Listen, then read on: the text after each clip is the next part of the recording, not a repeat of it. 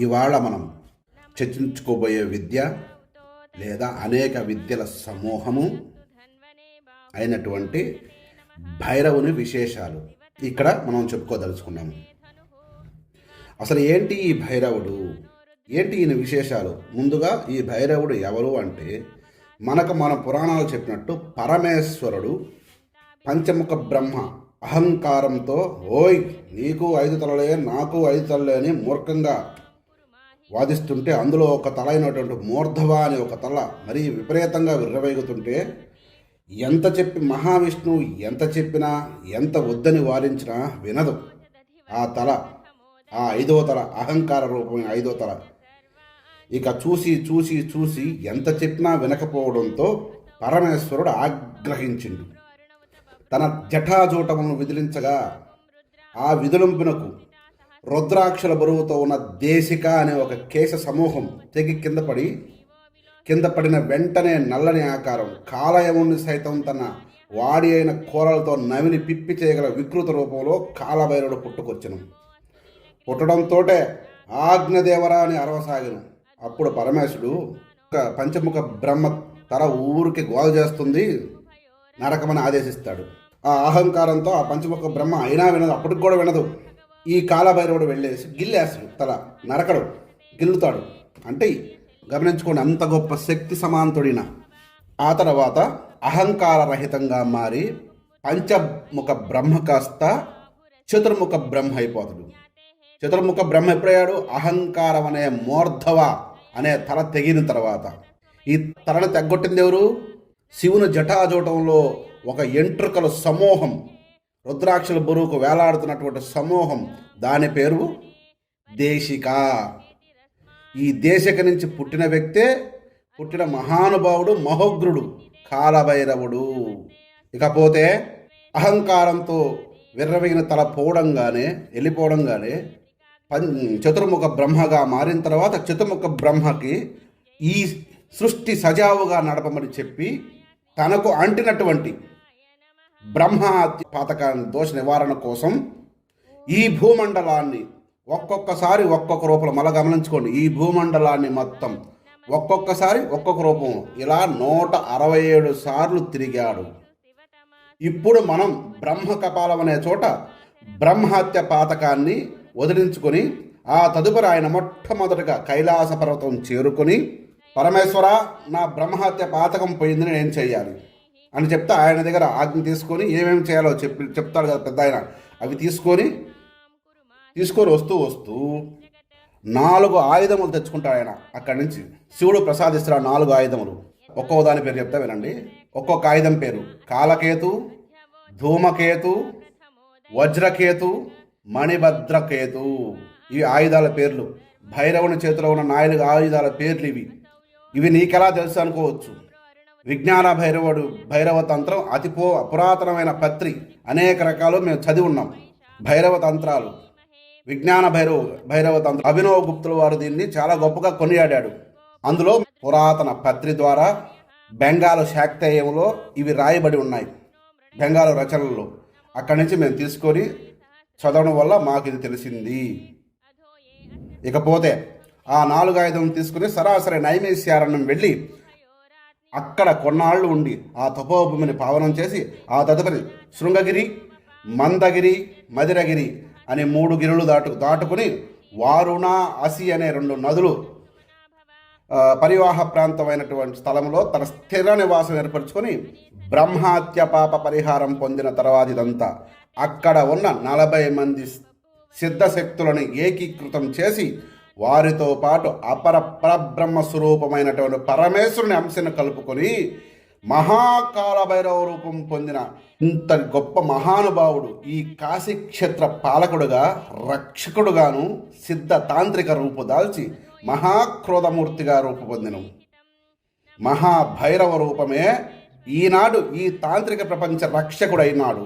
ఈ భైరవుడు ఈనాడే కాదు, ఏనాటి నుంచో తాంత్రిక సమాజానికి ఆయనే రక్ష. ఈ భైరవుడి గురించి అప్పుడప్పుడు మా గురుదేవుడు ఒక విషయం చెప్తాడు.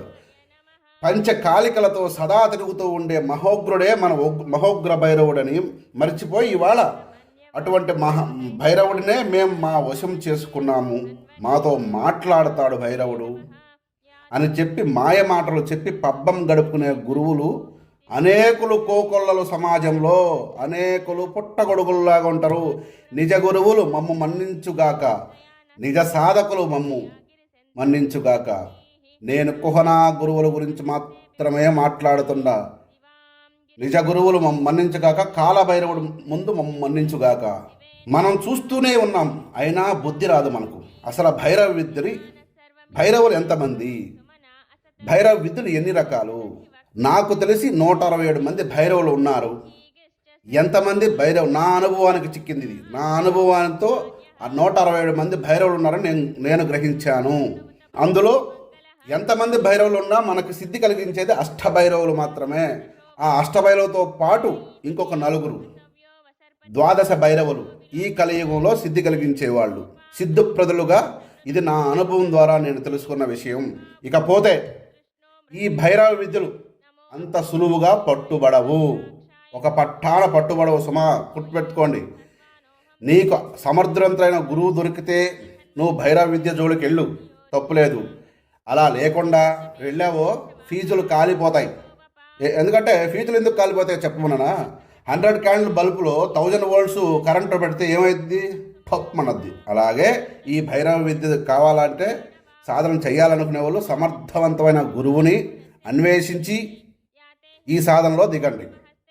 ఇకపోతే ఇంకొక విషయం, ఎవరైనా భైరవ సాధన చేశామని నల్లని గుడ్డలు, హాకిక్ మాలలు, క్యామెల్ బోన్తో తయారు చేసి, ఒంటె ఎముకలతో తయారు చేసిన కపాల మాలలు వేసుకొని తిరుగుతూ ఉంటారు. వాళ్ళని అసలు నమ్మకండి. నేను చెప్పేది అదే. అటువంటి కపాల మాలలు, నల్లగొడ్డలు, హాకిక్ మాలలు వేసుకొని బయట ప్రపంచంలోకి రాకూడదు. మొట్టమొదటిగా చెప్తున్నా, రాకూడదు. ఏ భైరవ సాధుడు అలా రాడు. నిజమైన భైరవ సాధకులు అస్సలు రారు. మీరు గమనించండి సాధకులారా, మళ్ళా గమనించండి. ఆకారాలు, వ్యవహారాలు, వస్త్రాలు, గడ్డాము, గుడ్డలు, మోసాలకు అడ్డాలు. మీరు గమనించండి నాయన, గడ్డం, గుడ్డలు అన్నీ మోసాలకు అడ్డం. నువ్వు మోసం వీటిని బేస్ చేసుకొని మోసం చేస్తాడు. నిజమైన గురువులు ఎప్పుడు ప్రపంచంతో పాటే ఉంటారు, ప్రపంచంలో కలిసి తిరుగుతుంటారు. వాడు గురువు అని కూడా నీకు తెలియదు, నీ పక్కనే ఉంటాడు. గమనించుకోనాయనా. ఎందుకంటే ఈ భైరవ సాధనలో కఠిన నియమాలు ఉంటాయి. భైరవ సాధన చేసే వాళ్ళు ఎవరైనా సరే భైరవ సిద్ధి పొందే వరకు, అది గురువు గారు చెప్పినట్టు, మీ గురువులు ఎవరైతే ఉన్నారో, ఎవరైతే మీకు గురు విద్యను ఇస్తున్నారో, ఈ విద్యను మీకు ప్రసాదించారో, ఆ గురువు చెప్పినట్టు శాస్త్ర ప్రకారం నేను చెప్తున్నాను. ఆ గురువు 160 రోజులు, 170 రోజులు దీనికి సాధన ఉంటుంది. ఇది 40 రోజుల్లో వచ్చే సాధన కాదు. ప్రతిరోజు ఈ మంత్ర దీక్ష 163 రోజులు, మ్యాక్సిమం చెప్పాలంటే 163 రోజులు ఈ సాధన. ఈ సాధన రోజులు సాధకుడు ముందే అన్ని గురువే సమకూరుస్తాడు. నీకు మంత్ర దీక్ష ఇచ్చి గురువే సమకూరుస్తాడు వస్తువులన్నీ నీకు. అక్కడ తినడానికి, పడుకోవడానికి అన్నీ. అంటే ఇవి ఇళ్లల్లో చేయకూడదు. ఈ సాధనలు ఇళ్లల్లో చేసేటివి కాదు. పర్వతాల్లోన, పర్వత శిఖరాల మీద ఉన్న ఆలయాల్లోన, లేదా గృహల్లోన, ఇటువంటి హావనలు ఉంటాయి. కాబట్టి ప్రతి 40 రోజులకు ఒకసారి హోమం ఉంటుంది. కాబట్టి ఎక్కడ పడితే అక్కడ ఈ సాధనలు చెయ్యరు. మీరు మళ్ళా గమనించుకోండి సాధకులారా. భైరవ సాధన చేసే వ్యక్తి ఎప్పుడు మత్తులో ఉంటాడు. ఆ మత్తు వేరు, మందు మత్తు కాదు సుమా. గమనించుకోండి. మందు తాగడమే భైరవ సిద్ధికి కారణం కాదు. ఇప్పుడు చాలామంది భైరవ సాధన చెప్పి మందు తాగడమే పని పెట్టుకున్నారు. ఇది కరెక్ట్ కాదు. ఇటువంటి వాళ్ళు ఈ జన్మకు సాధించలేరు భైరవుణ్ణి. ఎందుకు చెప్తున్నానంటే, అక్కడెక్కడో భైరవుడు మందు తాగుతాడు పోస్తే, అక్కడ అది ఓకే. ఆయన తాగుతున్నాడు కానీ నువ్వు పేపాలు తాగితే ఉన్న లివర్లు దొబ్బేస్తాయి. ఇవి వామాచార పద్ధతుల్లోనో, కౌలాచార పద్ధతిలో, పంచమకార పూజా విధానాల్లో ఇవి చేస్తారు తప్ప, అవి కూడా ఆ టైంలోనే నువ్వు పద్ధస్తమానం ఫుల్గా పూటుగా తాగేసి కూర్చోమని చెప్పరు ఎవరు. సాధన ఈ సాధన. మందు తాగరు, మందు నైవేద్యంగా తీసుకుంటారు. అది అందరికీ కాదు, అది వీర సాధకులకు మాత్రమే. గమనించుకోండి, వీర సాధకులకు మాత్రమే మద్యము. అందులో మద్యం కూడా కాదు, దాన్ని దివ్య అంటారు. దీంట్లో వాడేదాన్ని దివ్య అంటారు, మద్యం అనరు. మద్యము ఇవన్నీ వచ్చి అన్నమలంతో తయారయ్యేదే మద్యం. దివ్య అనేది వేరు. తేనె గీనె ఇంట్లో తయారు చేస్తారు. ఆ మద్యం వేరు, ఈ మద్యం వేరు. మీరు అనుకునే మా షాపులో దొరికే మద్యం కాదు నాయన. మీరు గమనించండి, ఈ సాధనలో వాడేది తేనెతో కూడినటువంటి ఒక మధురమైన పదార్థం. ఇది ఇచ్చే కిక్ కంటే 1,00,000 రెట్లు కిక్కిస్తుంది. నువ్వు వీర సాధకుడు అయినప్పుడు మాత్రమే, గుర్తుపెట్టుకో, నువ్వు వీర సాధకుడు అయినప్పుడు మాత్రమే. గమనించుకో, మళ్ళా మీలో ఎవరికైనా అష్టభైరవుల్లో ఏదో ఒక భైరవ మంత్రోపదేశం జరిగి ఉంటే, ఒకవేళ ఇంతకుముందే మీరు ఎవరైనా గురువుని ఆశ్రయించి తీసుకునే ఉంటే, ఇంతవరకు మీకు ఎటువంటి అనుభూతులు లేకపోతే, ఈ భైరవుల సాధనలు కొన్ని ప్రత్యేకమైన ప్రదేశాలు ఉన్నాయి. అక్కడ ఖచ్చితంగా సిద్ధి భైరవ దర్శనమే జరుగుద్ది. అసలు ఆ చోట మీరు కొద్ది రోజులు ఉండి సాధన చేయగలిగితే భైరవ దర్శనమే జరుగుద్ది మీకు. నిజమైన సాధకులైతే అక్కడికి కూడా పోయి మంతాత కూర్చోవద్దు.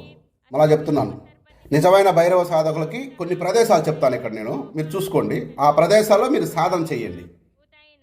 ముందుగా తెలంగాణలో ఉన్న వాళ్ళైతే మాత్రం అద్భుతంగా జడ్చర్ల అనే ఊరుంది. మీకు షాద్నగర్ దాటొచ్చిన తర్వాత పెబ్బేరు, కృష్ణానదికి కృష్ణానదికి అవతల పక్కే ఉంటుంది. షాద్నగర్ అవతల తర్వాత జడ్చర్ల అని ఊరు ఉంటుంది, జంక్షన్ అది. అందులో లోపలికి వెళ్తే బాదేపల్లి ఊరు లోపలికి వెళ్తే బాదేపల్లిలో రంగని గుట్ట అంటారు దాన్ని, శ్రీ రంగనాథ గుట్టేదో అంటారు దాన్ని. దానిపైన మీకు ఈ సాధన బాగా అబ్బుద్ది. ఎందుకంటే మహిషాసుర మర్దిని ఒక పక్క భైరవుడు చాలా గొప్పగా ఉంటారు, ఒక పక్క బండకు చిక్కుంటుంది. అది ఆషామాషి వ్యక్తులు చెక్కింది అయితే కాదు. ఎందుకంటే ఆ చెక్కిన వ్యక్తి మహాత్ముడు. ఎవరయ్యా అంటే మన నవనాథ సిద్ధుల్లో ఒక ఆయన. ఎందుకంటే ఆ కొండ మీద నవనాథుల సిద్ధులు విభూతులు ఉన్నాయి కనుక మీరు ఆ కొండ మీద ఈ వీర భైరవుని సాధన చేసే వాళ్ళు ఎవరైనా మీకు మంత్రోపదేశం ఉంటే అక్కడికి వెళ్ళి చెయ్యండి.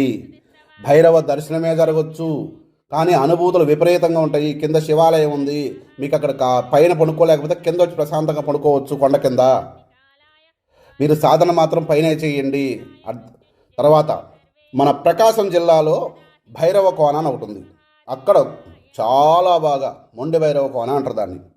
చంద్రశేఖరపురం పక్కన, ప్రకాశం జిల్లాలో చంద్రశేఖరపురం పక్కన.